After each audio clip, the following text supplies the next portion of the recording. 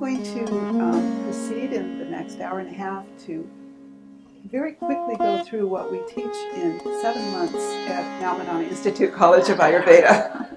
Let's say about 100 hours. So you'll get an idea for what it is and for what your nature is and how this is going to help you and support you in your spiritual path. But don't expect to know the vast science of Ayurveda, which includes knowledge of how life works. It's not just a medical science. I'm hoping to be able to inspire you to use it in your own life, your own daily life, and also for some of you to continue and learn more. What happened to me was I started doing yoga in the early 70s. I'll never forget, I just realized that there was a connection between that first time I did yoga. I was with a girlfriend in Berkeley, California. We thought we'd take a yoga class, hardly heard of it. And we went there and we saw people exiting the previous yoga class. And they just looked blissed out. And we started giggling. What's going on with those people? This is really weird. But, let's go and do the yoga class. So we did the yoga class. It's asana. It wasn't spiritual. I don't even know if we did any pranayama. There was a little bit of chanting. And afterwards, we walked out, blissed out. And I was going, what happened here? There was no talk. There was really no meditation. But in those physical postures, something shifted in our minds and our emotions in an hour. And I didn't realize until years later that that's part of the reason that I was drawn to Ayurveda. I wanted to know, what is it in the body that affects the mind and the emotions? I'd done years of meditation and yoga, pranayama, and my thought was, can I just get rid of this body? I just want the meditation state. It's just such a bother to have to keep feeding it, and I'd rather just not have to do anything with it. And in meditation one day, I was sort of asking, what's next for me? Because as some of you may occasionally, I reached a point where I didn't have any major problems. Like that was a miracle. But later I, managed to find some more. I got lonely. And I was meditating, what's my next step? And what came was the body. Is it the body? I don't really want to deal with the body. But through meditation, that came as something I needed to pursue. And, how does the body and mind work? How do the body, mind, emotions, and spirit work? This was in 1982. And luckily I was was introduced to somebody who was teaching Ayurveda at Mount Madonna Center. I was living in Santa Cruz at the time. And I had a clothing store. So it was something completely different for me. It was just an avocation, an interest. How does it work that the body affects the mind? Why do I have to pay any attention to this body? I just want to meditate and do yoga. And in studying Ayurveda, I got the answers to that and changed my lifestyle and became healthier. Meditation became easier. And I'm hopefully going to explain to you how you can do this in your lives today. So I'd like to start with a meditation. Actually, we'll start with 3 ohms, just to fill the room with our sound, vibration, subtle energy. Oh.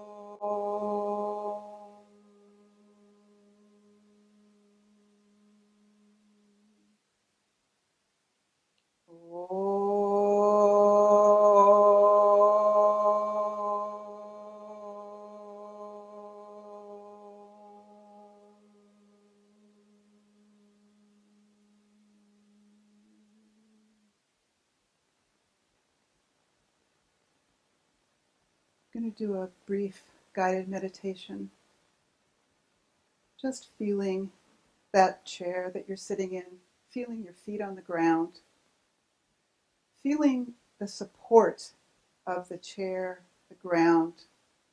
Feel how every cell is completely supported. Gravity's pulling us down towards the center of the earth. We're not flying off into space. We're completely supported, every cell.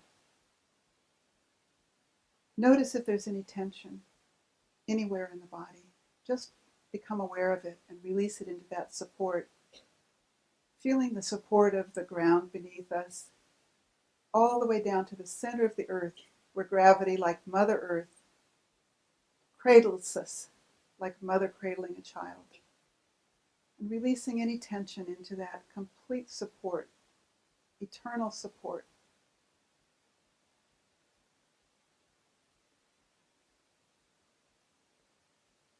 Also feeling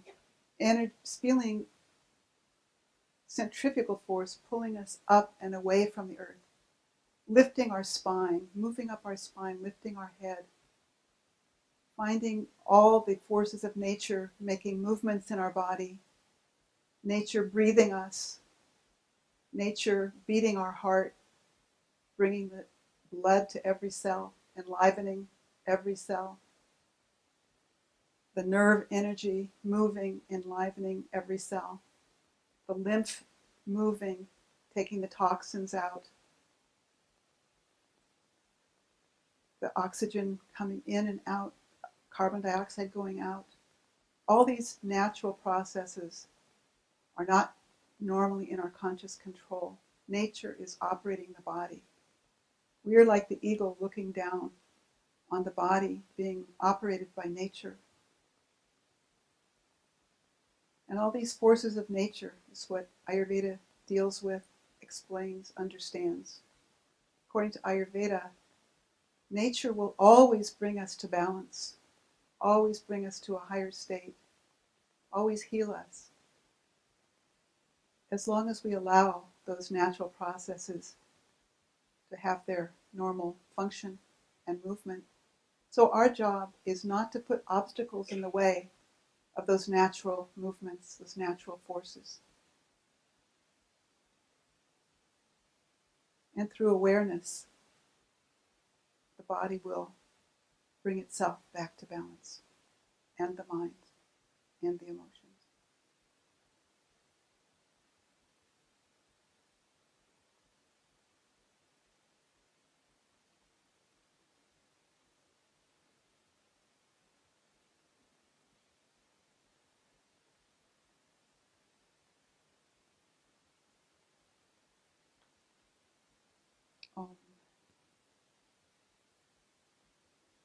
So Ayurveda means the science of life, or the knowledge of life.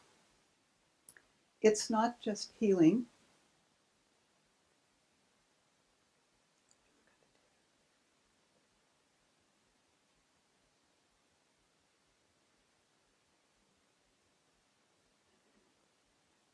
What is it on now?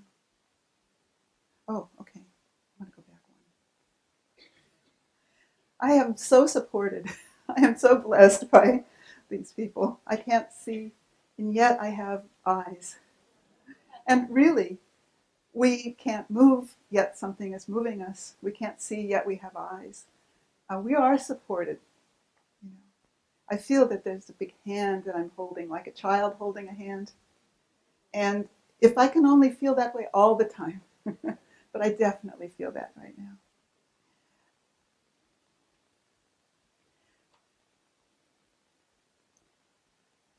So Ayurveda is the science of life.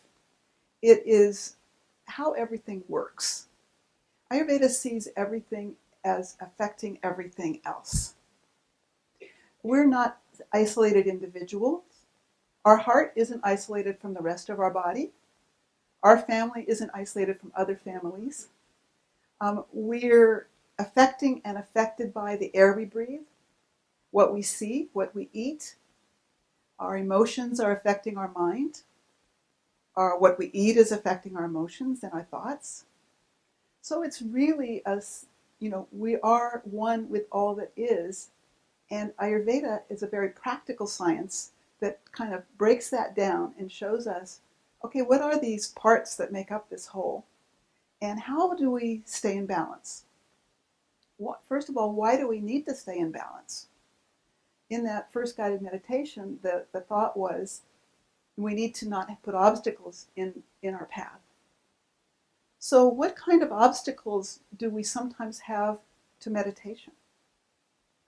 Anybody have any obstacles occasionally? Pardon? Time is an obstacle. When can I meditate? I'm so busy. Restlessness. I can't sit still. Pardon? Monkey mind. The mind is going circling, it won't calm down. What if you have pain? Is that going to be an obstacle? Fatigue. Can't stay awake. So these obstacles, these things that we experience in our mind, our emotions, what if we're really angry? Is it easy to just focus on meditation if something's just bugging us? So all these different levels affect our ability to meditate. And Ayurveda has the same goal as yoga, of liberation. Spiritual liberation is the goal. So I'm going to do the practical side. How can we stay balanced so that we can support our meditation and our spiritual path?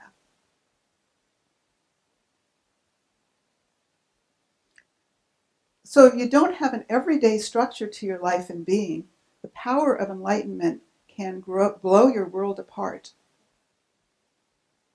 Has anybody experienced little bits of that occasionally? So we need insulated nerves. We need those chakras to be open so things can flow. So we need not to have blocks. And we're going to learn some ways to do that today.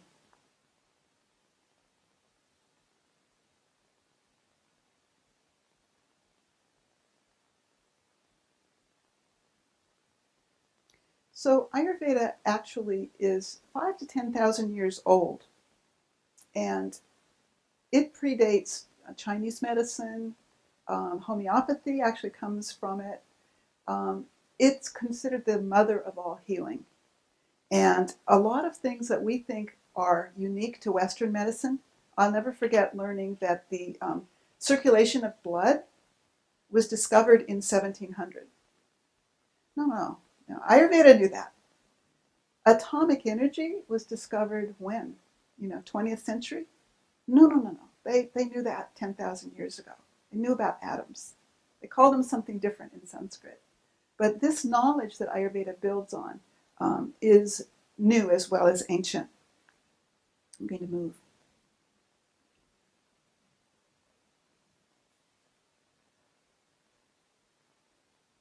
Got 5 minutes? Okay, Ayurveda says that, how many of you are familiar with Samkhya philosophy? Samkhya? Quite a few.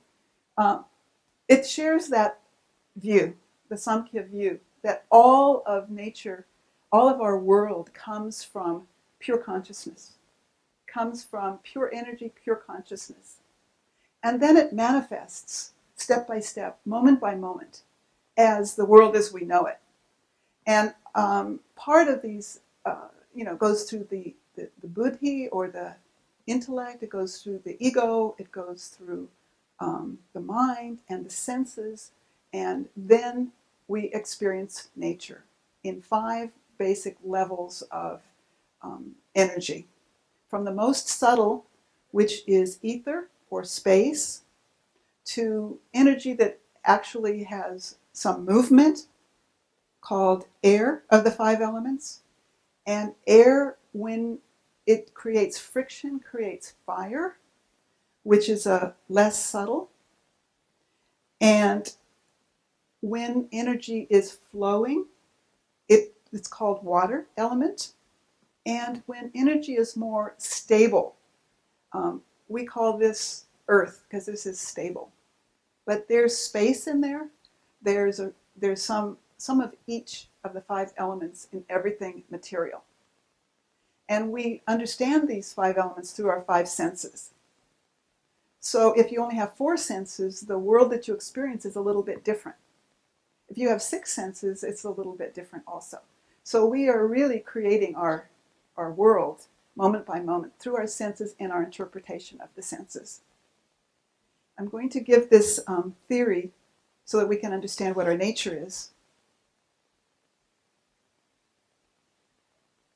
The doshas are how these 5 elements are operating in our body and mind. Ayurveda says there are 3 main processes or doshas that support life. And when I heard that, I thought, this must be a really, ancient kind of primitive system, because there's got to be more than 3 processes that support life. But it's really brilliant, because the combination of these 3 sources, 3 processes, create millions of processes in every cell. And the first process is the process of movement. Well, first of all, let me say all 3 doshas. I needed to go one more. Is that on the triangle? Triangle?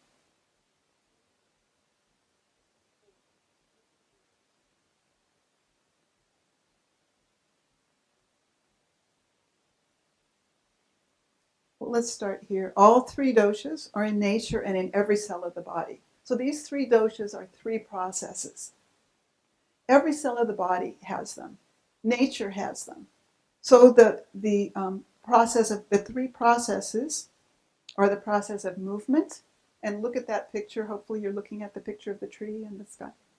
So you can see that there has to be movement in nature. There has to be movement of the earth around the sun. There has to be movement of seasons. There has to be movement in our body. My tongue is moving right now.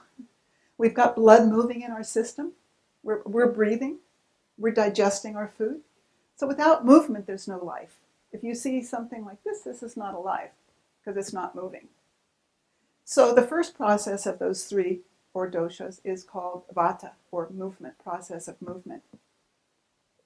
If we're only moving all the time, where are we getting the energy? We require energy to move. So the second process is that which creates heat and energy.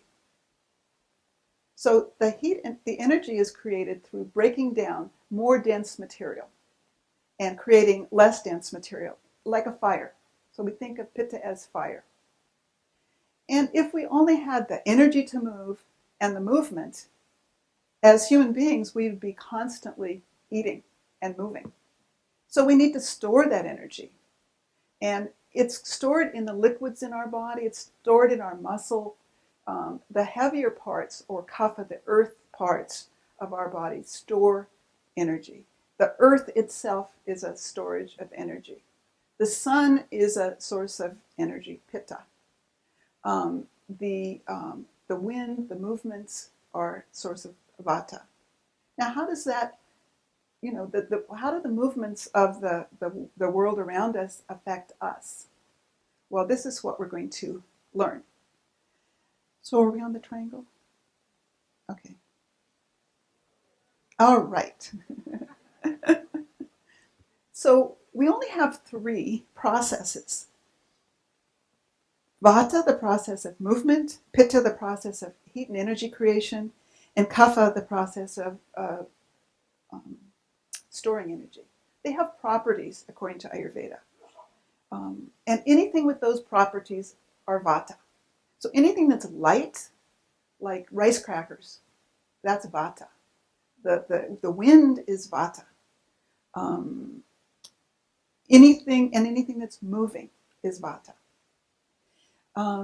Anything that's creating heat is pitta. Anything that's cold and dense and heavy is kapha. So vata and pitta are opposites. One is moving and one isn't.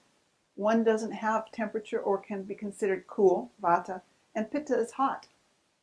So someplace along that triangle is everything in nature.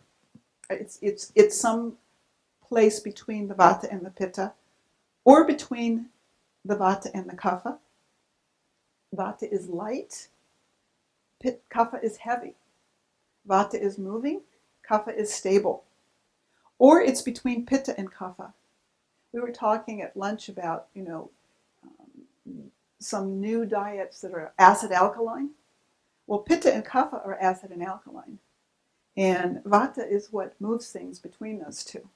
But there are a lot of other properties besides those two in pitta and kapha, which we're going to learn about. So these three processes create all of the other processes. And how do we know if it's more vata, pitta, or kapha? We have the 20 attributes, also called the 20 gunas, which are in the food that we eat, they're in our clothing, they're in the air, they're in the season, and everything is along the is between these two extremes.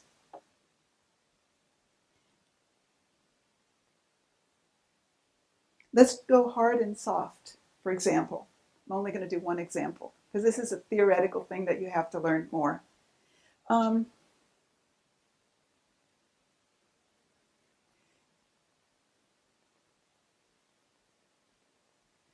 If you have a hard belly, you have, well-toned muscles and they're on the hard side. They might be too hard.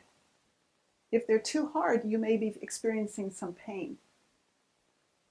If they're too soft, you may not have full use of that muscle. There may be too much fat. So for every person, or let's say for every muscle, there is some point between hard and soft. That's the optimal.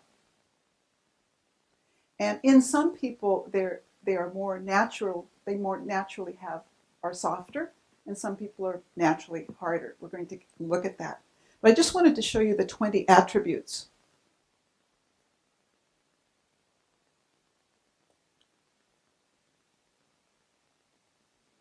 Vata creates dryness and movement. So people who are exercising a lot, moving a lot, they have more vata in their nature. So every cell has vata, pitta, kapha. But each of us has a nature that's a combination of those three doshas that's slightly different from everybody else. Vata has elements of space and movement. So see the air. Pitta creates heat and energy. So that candle is kapha. The fire, the burning of the candle is pitta. The air required for the burning is vata.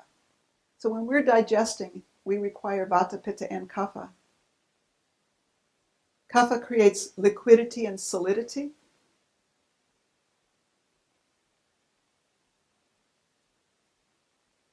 So we each have a nature that's either more vata, more pitta, more kapha, or all equal, or 60% kapha, 20% vata and pitta. It's like a pie chart. We have a certain percentage of each dosha. Now, why do we want to know what our nature is? Ayurveda says when we are balanced according to our nature. If I'm pitta kapha by nature, but vata stage of life. So my whole life I thought I was vata. And I was just light and airy and, changeable and traveling. And my teacher, Dr. Trivedi, told me, "You're pitta." I said, "No, I'm not pitta. I never get angry. I'm very even-tempered." And one day he provoked me. He provoked me in one of the few ways I could really be provoked. I had driven him someplace, and it was a retreat in Bolinas for people with lupus, and he was invited to take pulses and give suggestions for how would you cure these people in Ayurveda. And he was with a couple of the men, and they were talking about women, and women are this and women are that negatively. And I'm like, what? This is my teacher that I honor, and he's talking down women. And I said, but I can't say anything. He's my teacher. And finally, I was driving him out of there, and I said, maybe you can talk like that in India, but here we're not like that. And he said, there's your pitta. He was provoking me. I didn't think, how could he do that? from that point, I learned more and more about Pitta and my Pitta and how important it is to express your nature. Whatever it is, there's the positive expression and the expression that's out of balance. Usually we tend to, I identified Pitta as those angry people. And I did not want to identify with that. But sometimes you have to express yourself. So what did I do? I was Pitta Kapha. I used that groundedness of the Kapha and that compassion of the Kapha, which I also have and had, but I used it to drown out that Pitta. Oh, it's okay. It's fine. It wasn't really because of my Pitta nature. There was still something bugging me. If I was strictly Kapha, I could probably say it's okay, and it would have been okay. But I wasn't. So knowing your nature is important to know how to express yourself, what to eat to stay healthy, what your best weight is, because some people are naturally skinny and some people are not. They're naturally sturdy. And if that naturally sturdy person becomes skinny, they're actually sick. Just like that naturally skinny person who puts on 30 pounds may not be healthy. So knowing what kind of exercise is good for you. If you're very sluggish and slow and steady and don't like to exercise, means you're more kapha. You've got more of the earth element. But usually to stay balanced, you need to exercise more than you are.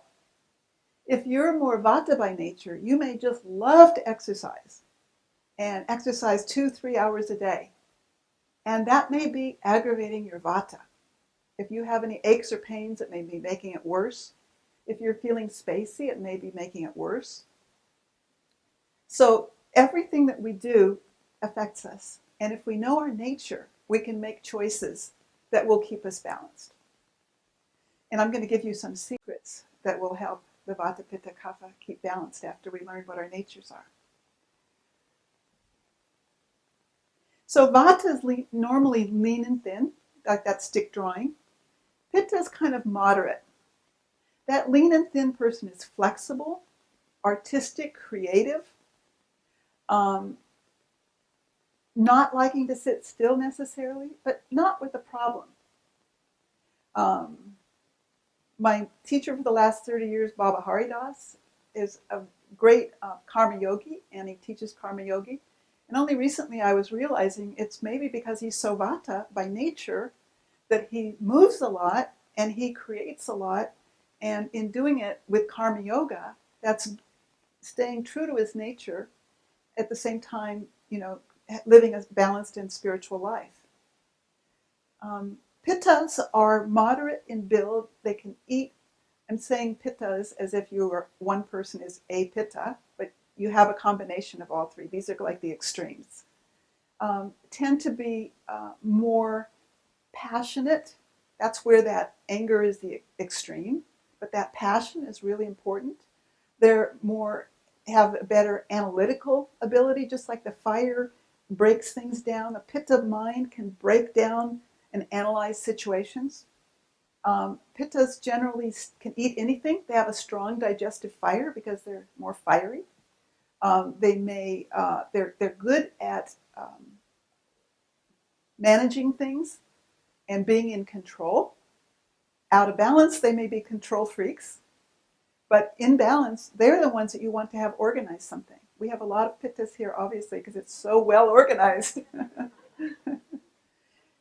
And another extreme imbalance of pitta is if you're such an organizer that you've got this to-do list that goes on and you're just never completing. So you're hard on yourself. Pittas can be hard on themselves, just like they can be critical in a good way, analytically, or in not such a good way. And kaphas, the third, are sturdy, stable. Even without going to the gym, they tend to have muscles. Where a vata person with more of a vata temperament can exercise and exercise and exercise, and their muscles are still kind of not that big, strong muscles. Kapha by nature is very compassionate, slow, steady, They complete things. Vatas are really good initiators, but they don't always like to complete things. Kaphas don't have so much initiation. That was one of the things that Dr. Trivedi told me, and I think I'm still working on it. He said, you don't have enough vata. Now that I'm getting older, the vata's coming. So there are some benefits for the vata of age if you started out without enough. So I would like to complete things, control things, but didn't want to initiate so much. But now I've initiated, the Nama and the Mount Madonna Institute and various things, and it's, anyway, you got to have Vata, Pitta, and Kapha. But if you're not an initiator, if that's not part of your nature, then you're really going to have a hard time trying to initiate something. So knowing your nature, it's your dharma, basically. It's when you're in harmony with your nature, you're doing what you're here to do, and you do it effortlessly. So if something's really hard, like a job, or it may be that it's not according to your nature. So Ayurveda helps you know even what your best job is. So Kapha by nature is very compassionate, very slow to get emotional, but they can hold on to things, hold grudges. They tend to be very healthy and have more ojas, live long lives, partly because they're so steady. And that's one of the secrets of staying healthy according to Ayurveda. And Mr. Davis was talking about daily meditation. According to Ayurveda, your routine is really your key to health. If you don't have a routine, your body has its routines that you're ignoring. And if you ignore your body's routines, at your peril. Knowing your nature helps you to focus in on what is your natural rhythm. Awareness is the healer. So Ayurveda is this great tool for awareness of our own nature.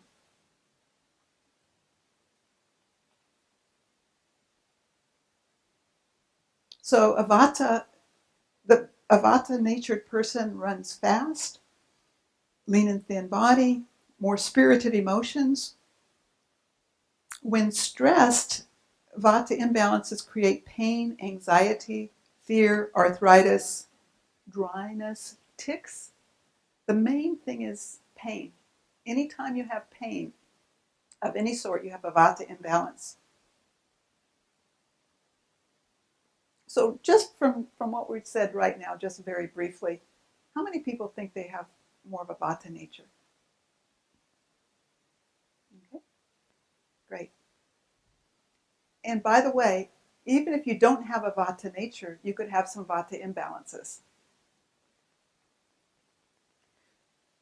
So Pitta runs hot, more metabolic nature, sharp analytical mind, passionate, strong will. Willpower is the power of Pitta. Sometimes people put their will in the service of goals of money, name and fame, success. And usually if somebody has a Pitta imbalance in those areas, I always say, put your will in the service of, the greater good, in the service of your body, in the service of balance. So you want that will. That's really good. You want all these Vata, Pitta, Kapha qualities. You just want them, oriented in the right way. So Pitta is decisive. Remember George Bush who said, I'm the decider? That's a Pitta thing. I'm the decider. Don't you tell me what to do. That's why Pittas tend to be more having their own business.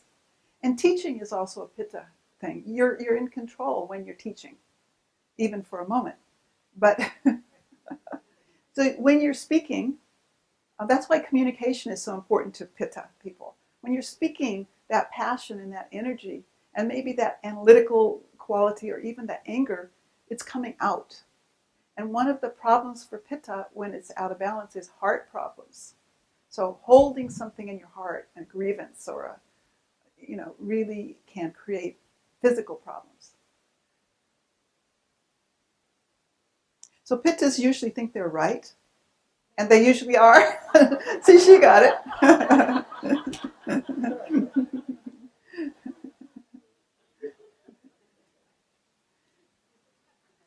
Man, Kapha? Okay. So Kapha is where our ojas, our immune strength, comes from. There's a wonderful system of understanding how we have that immune strength in Ayurveda called ojas that I once gave a presentation at CSE on. I love that subject. Kapha runs cold. Mind is slow and steady. Kapha usually doesn't forget things. Vata can memorize things quickly and forget quickly. Pitta kind of medium.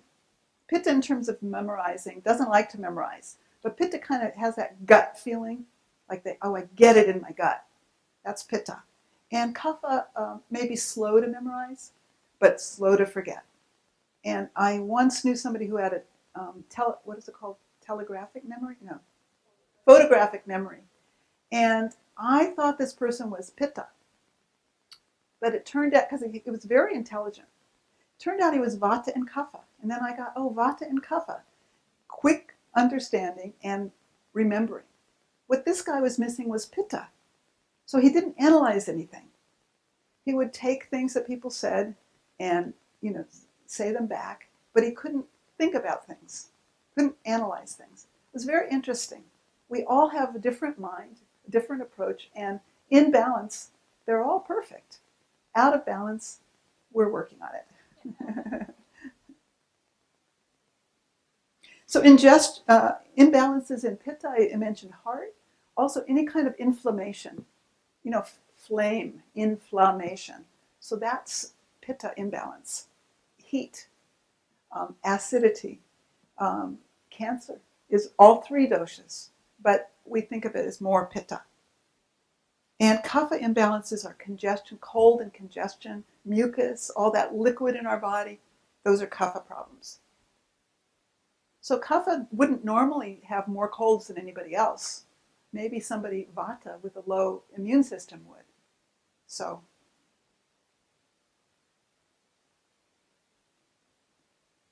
we're going to quickly look at what is my nature. And then I'm going to share with you some secrets for staying balanced. Page 13 in the Enlightenment Journal.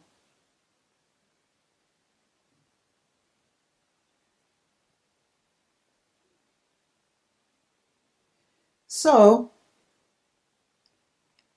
does everybody have that and have a pen?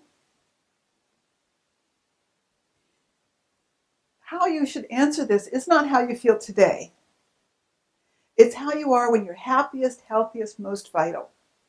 Because balance in Ayurveda is not just absence of disease.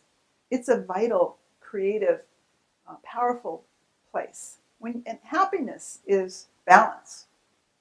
If you're not feeling happy, you're not balanced, according to Ayurveda. And balance of body, emotions, mind, spirit. We'll talk a little bit more about those when we do the secrets. So first of all, when you're happiest and healthiest, which could be right now, or could have been 2 years ago, or when you were 10 years old.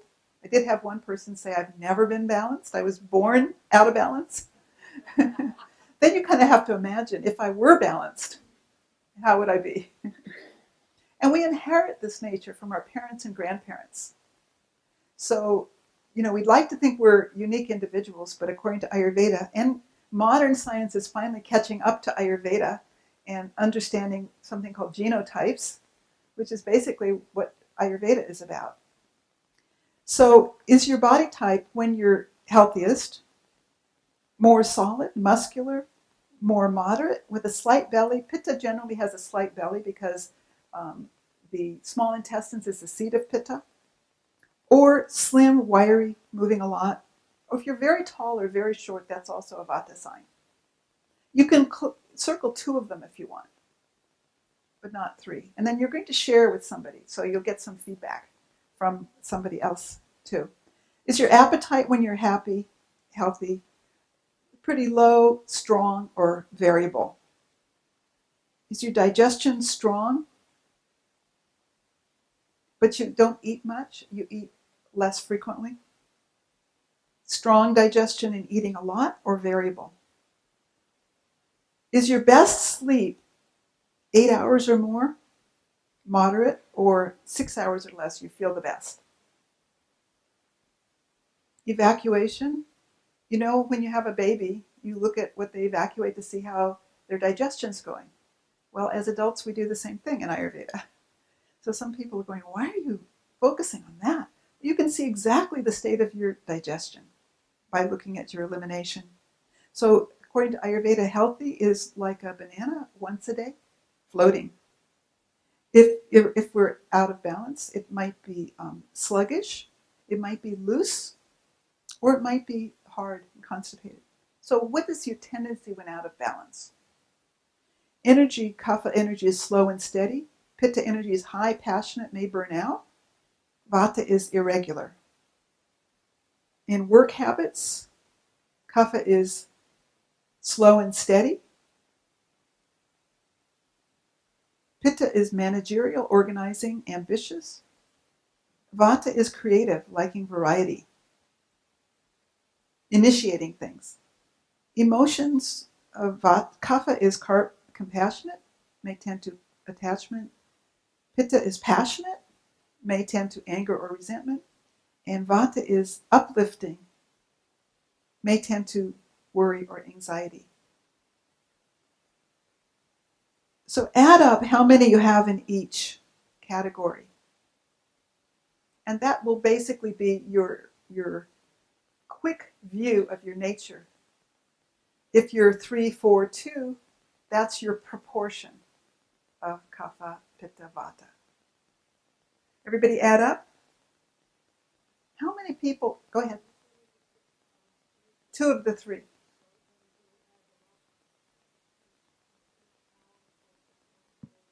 Yeah, it could come out with any number. Yeah, if you have 2 of a lot of things. So everybody add this up.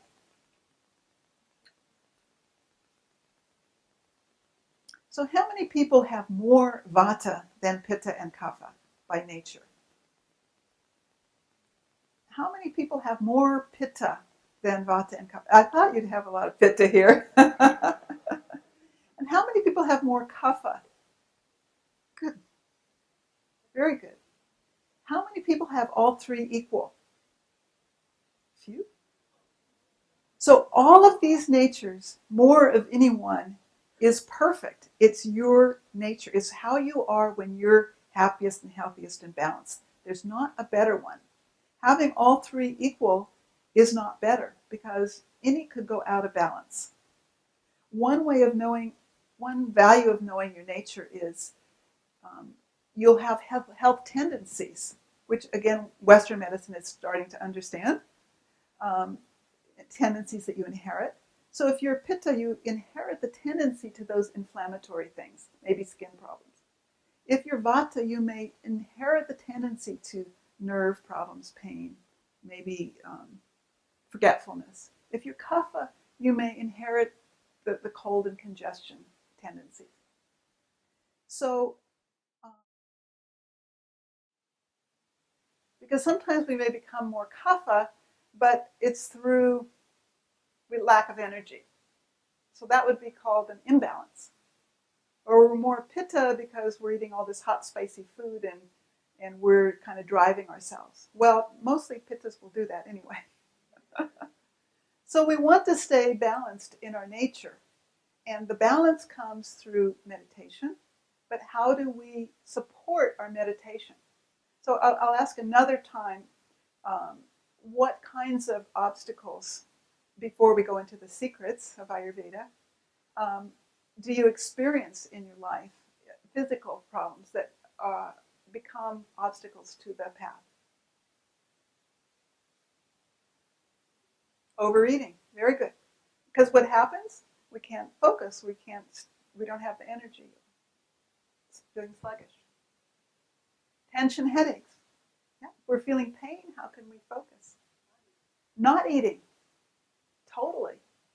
Sometimes you can not eat and you can get very high, But if you're not grounded, you're not really on that path. I think Mr. Davis made a very good point about that. Inactive. If you're just, if as a health issue where you're just not moving, then it's hard to, yeah, you don't have the energy and the focus. One more? Stress and anxiety. So if we have stress and anxiety, it's going to be harder to meditate. If we meditate more, we're going to have less stress and anxiety. So, but that's on the mind and the mental level, emotional level. But what if we're eating food that's creating anxiety? And it has nothing to do with what's really going on, but it's just that we're, feeling spacey and ungrounded and not supported. And we're worried. We have to worry about everything all the time because something bad might happen. But what if that thought and feeling is coming because we're having too many salads and we're missing meals? Too much light food. So again, I'm going to give you some secrets, and I just wanted to focus on the fact that there's the physical level, that if we exercise right and eat right, we're going to be balanced. If we have erratic timing of eating, sleeping, and doing things, we're going to throw our body's balance off. If we have focus on a certain emotion, either expressing all the time or suppressing, that's going to create imbalance. That's not the natural flow. Emotionally, all the emotions should be there. The emotions are our body's way of telling us, hey, something's up. But if we keep that one thing that we're mad about for years, that's not our body's natural flow of just telling us what's going on. If we have thoughts that are negative or self-critical and that are just kind of eating us up, that's creating pitta. So we may have some inflammations. That may also decrease our energy. One of the things that I just find amazing is I treat a lot of people with chronic fatigue. So I say, how did that chronic fatigue come about? So I say, was there some time in your life where you really pushed yourself? Oh yeah, I was getting my master's in college, had a 40-hour-a-week job, 2 children, and I was just staying up all night and then, okay, when did the chronic fatigue start? Well, the next year. There's always something, a cause. Ayurveda, as a practitioner, you're always looking for the cause. We're not just looking for the prevention, although that's part of it, but we're not looking just for the herbs that are going to cure that situation. We're looking for the cause, because the true cure is to eliminate the cause. So it's just amazing. I had one woman with the chronic fatigue. Actually, she had, what's it called? No, it's the bite of the spider. Lyme's disease. Chronic fatigue and Lyme's disease. Tick, right? And it was very interesting to me, understanding that all this adrenaline and all of this pushing and pushing the body to the extreme had the body couldn't recover. So somebody would continue with the coffee or some way trying to get that energy. This woman not only had the weird diet sort of thing where she couldn't get the energy back and kept pushing herself, but she had such a mindset that was kind of punishing herself, you could say, to the extreme. And she was just sapping her energy moment by moment by moment. So it was quite interesting to see all the potential causes. Same disease in Ayurveda, different causes. Fibromyalgia is another thing that has a lot of similar causes. But different causes for different people. So you have to see, what caused it in this person. And one person, it might be diet that's the problem. They've got that skin problem and they're eating all these hot, spicy, salty foods.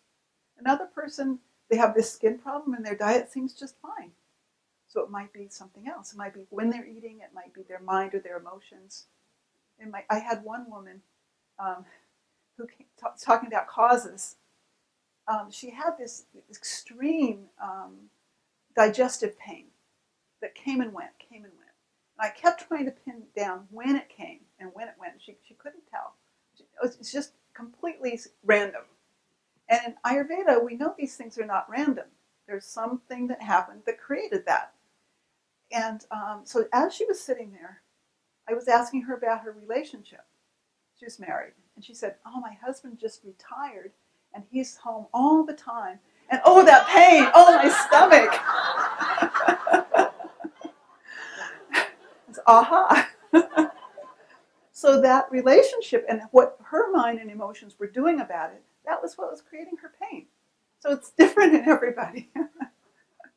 I usually have my clients fill out a awareness journal so we can do all the, connect all of the, how you're eating, how you're sleeping, your emotions, everything. So you can see what those causes are, because often we're not aware.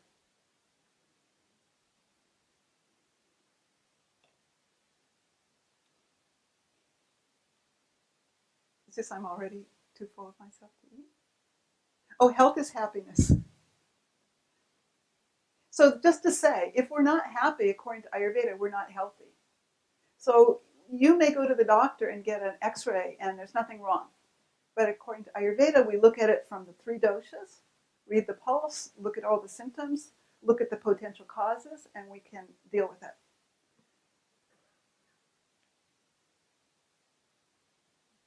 So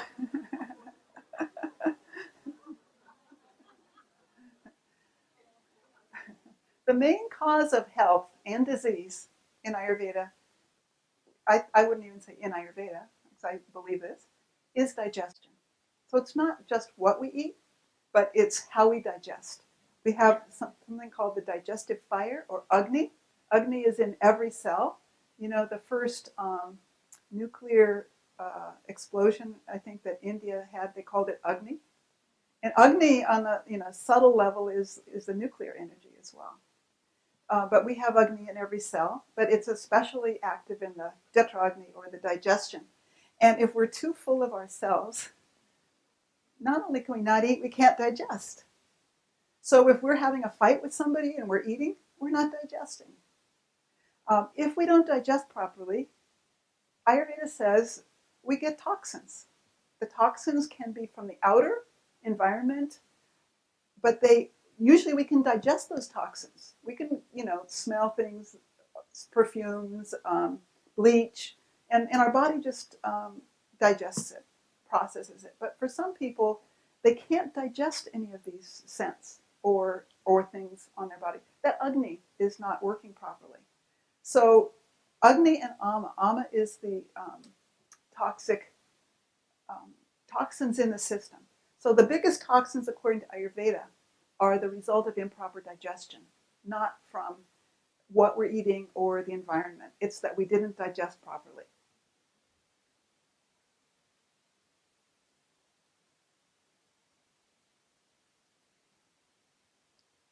So some secrets of Ayurveda to support spiritual growth. So for Pitta, cool down. It's not, if you're feeling hot, cool down. If you're feeling angry, breathe.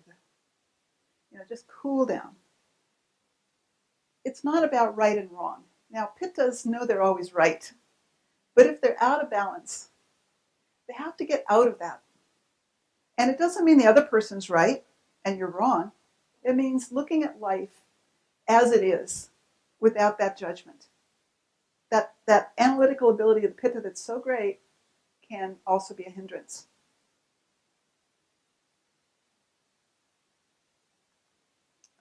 Pitta, here. Vata, we all have Vata imbalances nowadays. There's too much movement. Things are happening too quickly. We can get on the internet and we can be gone for hours, moving in our mind, moving our eyes. In this culture now, we can eat 24 hours a day. 3 a.m. you can go out and find some store that's open. Our body can digest food 24 hours a day, but that is not its natural rhythm. So if you eat according to your natural rhythm, that is the biggest way you can support your health and consequently support your spiritual development. So if you're more kapha, you'll have a slow digestion. You'll only eat perhaps every 6 hours. If you have a pitta digestion, you might eat every 3 to 4 hours. Your pitta nature. If you have a vata digestion, and if you're over 45, vata is increasing, so you need actually to eat a little more often usually. It might be every 3 to 4 hours. How many people currently in their lives eat at regular intervals? I don't mean regular meals. I eat at 9, 12, and 8. I eat 3 meals, but they're not regular intervals. How many people have regular intervals? Good. So everybody who didn't raise their hands, I would suggest that you experiment with looking at when your hunger comes up. Most of us in our pitta lifestyles, pitta minds, we do things according to how we want to do them, when we want to do them, not when our body wants them. That's why I say put the will in the service of the body. So if you have your eating, sleep, and sleeping as your priorities, you're much more likely to live a long life and be healthy. And, I said I was pitta kapha, and I thought I was vata, because my father was very pitta. I didn't want to be like him, angry. My mother was very kapha. Oh my gosh, so boring, so stable. I want to go out and do things. But my mother is now 93, and she's still alive and still in her own home. And some of you have met her that have come for consultations. I do see people in San Jose at her house. And she is so regular. She quit that a couple of years ago. She was teaching yoga, senior yoga. They had like 15 seniors in the class up to just a few years ago. She hated to give it up. And when I started yoga, she laughed at me. But then here she is years later in the seniors in San Jose, teaching a class. And again, she's kapha, so she didn't volunteer to teach the class. But when the teacher quit and everybody wanted to continue and nobody would step in, she stepped in. So she's kind of that kapha pitta person.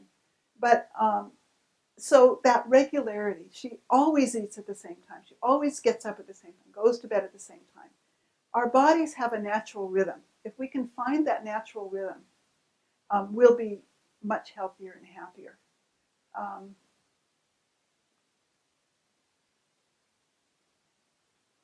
And vatas also can be distracted easily.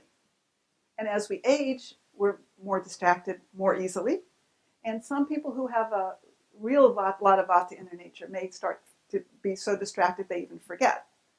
But that regularity. Now, in terms of foods, vata's best foods to support their bodies, if you have a lot of vata in your nature, and then think about as you're aging, your vata is increasing, are hot, soupy, cooked foods, not salads. Salads increase vata.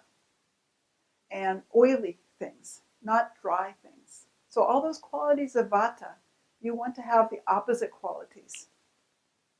And that kind of spontaneity of vata, you want that regularity. I think every spiritual teacher I've ever met always has a routine. I'm sure most of you would agree. And that routine supports your meditation, supports your health, supports your balance. So for vata is regular meals, hot water. So if you're feeling a vata imbalance, some pain, some anxiety, having some hot water will really help. Not cold water. That'll increase vata. That will decrease your ability to digest food. So at mealtime, if you sip hot water with your meal, it'll be more digestible. If you have cold water right before your meal, it'll be dousing that hot fire. Pitta. Avoid spicy foods, fried and salty foods. So pitta's, how many people are pitta here who love spicy foods? Yeah, we all do. Me too. Sour, I love sour too. but I kind of took those out of my diet. And what you experience when you eat the diet that's right for you and eat at the right times is you experience balance. You experience energy that doesn't dip or go up. And you have more creativity, more power to do what you need to do. Pushing yourself gives you a spurt of energy, but it's brief, and then you have to recover from it. So that evenness is important in Ayurveda. So more bitters, like bitter greens, are very good for Pitta. But too many bitter greens increase Vata. So Kapha, there's a whole science of taste in Ayurveda. So you know exactly what the taste will do to your doshas. And knowing yourself what your nature is or what might be out of balance, you choose your foods depending on the tastes. So for Kapha, exercise, have your compassion guided by God or higher consciousness. So Pitta needs to have that will guided by something other than themselves. Kapha can be overly compassionate and too giving, and not in balance in that way. Too taking is not in balance. Too giving, if you're hurting yourself by giving too much, that's not balance according to Ayurveda. So we have 10 minutes. So I'm going to forget the 7 keys to health. If anybody would like to know the 7 keys to health, you can sign up on my mailing list and write 7 keys, and I'll be happy to email it to you. It's really wonderful. And I'd like to do a brief meditation on opening the heart. So let's just close our eyes for a moment. Again, feeling the chair, feeling our body, relaxing any tension, especially in the mouth and jaw, shoulders. And feel the heart. Feel it beating. Feel it nourishing us. Feel it as the heart chakra. Feel if there are any emotions in there.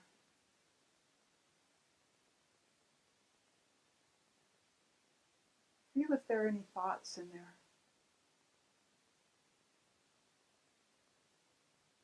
Feel if there are any old griefs in there.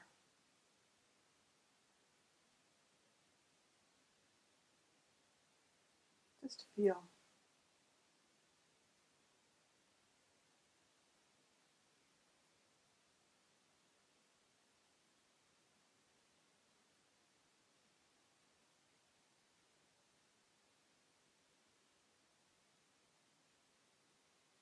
If you notice anything, let it go out of the heart. Let any feelings just disappear. Empty the heart. Empty it of anything that is there. Feel it completely empty, open to receiving new things, new energy, new experiences. Feel what new is occurring.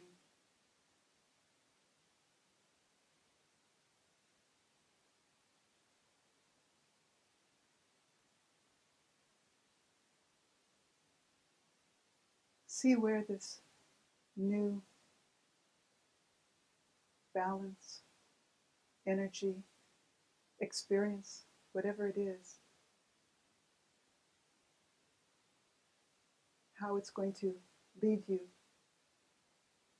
affect your life,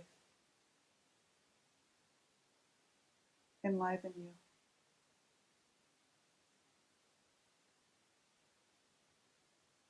And feel that balance that can come when we're free of those burdens that we carry in our hearts.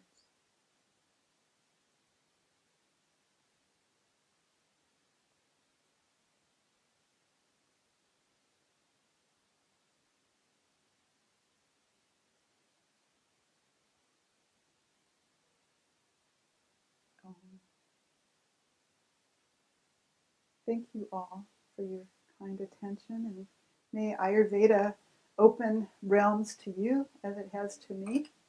I wanted to make a special offer to, I have a limited number of spaces for free Ayurvedic consultations, 20-minute pulse readings in San Jose and Capitola. And I'd like to offer these to you, to those who want to know a little bit more about themselves as individuals.